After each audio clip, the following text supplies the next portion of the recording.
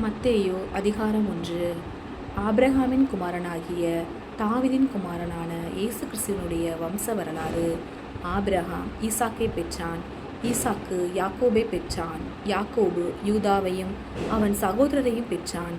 யூதா பாரசேயையும் சாராவையும் தாமாரிடத்தில் பெற்றான்.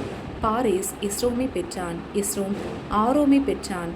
ஆராம் அமினதாபை பெற்றான். அமினதாப் நகசோனை பெற்றான். நகசோன் சல்மோனை பெற்றான். சல்மோன் போவாசை ராகவிடத்தில் பெற்றான். போவாஸ் ஓபேதை ரூத்திடத்தில் பெற்றான். ஓபேத் ஈசாயை பெற்றான். ஈசாய் தாவீது ராஜாவை பெற்றான். தாவீது ராஜா உரியாவின் மனைவியாயிருந்தவளிடத்தில் சாலமோனை பெற்றான். சாலமோன் ரெகொபெயாமை பெற்றான். ரெகொபெயாம் அபியாவை பெற்றான். அபியா ஆசாவை பெற்றான். ஆசா யோசபாத்தை பெற்றான். யோசபாத் யோராமை பெற்றான். யோராம் உசியாவை பெற்றான்.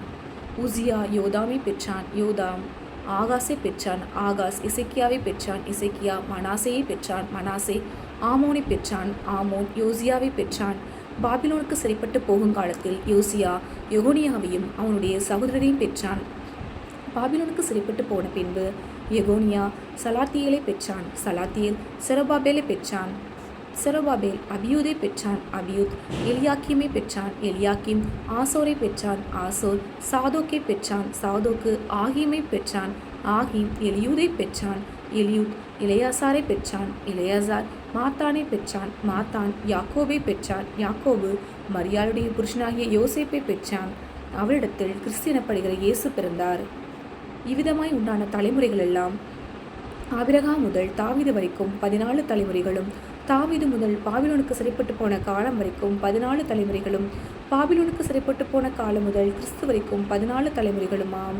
இயேசு கிறிஸ்துவனுடைய ஜனனத்தின் விவரமாவது: அவருடைய தாயாகிய மரியாள் யோசேப்புக்கு நியமிக்கப்பட்டிருக்கையில் அவர்கள் கூடி வரும் முன்னே அவள் பரிசுத்த ஆவியினாலே கர்ப்பவதியானாள் என்று காணப்பட்டது.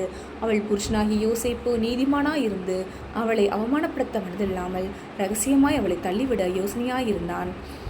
அவன் இப்படி சிந்தித்துக் கொண்டிருக்கையில் கர்த்தருடைய தூதன் சொப்பனத்தில் அவனுக்கு காணப்பட்டு, தாவீதின் குமாரனாகிய யோசேப்பே, உன் மனைவியாகிய மரியாளை சேர்த்துக்கொள்ள ஐயப்படாதே. அவளிடத்தில் உற்பத்தியாயிருக்கிறது பரிசுத்த ஆவியினால் உண்டானது. அவள் ஒரு குமாரனை பெறுவாள். அவருக்கு இயேசு என்று பெயரிடுவாயாக. ஏனெனில் அவர் தமது ஜனங்களின் பாவங்களை நீக்கி அவர்களை இரட்சிப்பார் என்றான். தீர்க்கதரிசியின் மூலமாய் கர்த்தராலே உரைக்கப்பட்டது நிறைவேறும்படி இதெல்லாம் நடந்தது. அவன், இதோ, ஒரு கன்னிகை கர்ப்பவதியாகி ஒரு குமாரனை பெறுவாள்.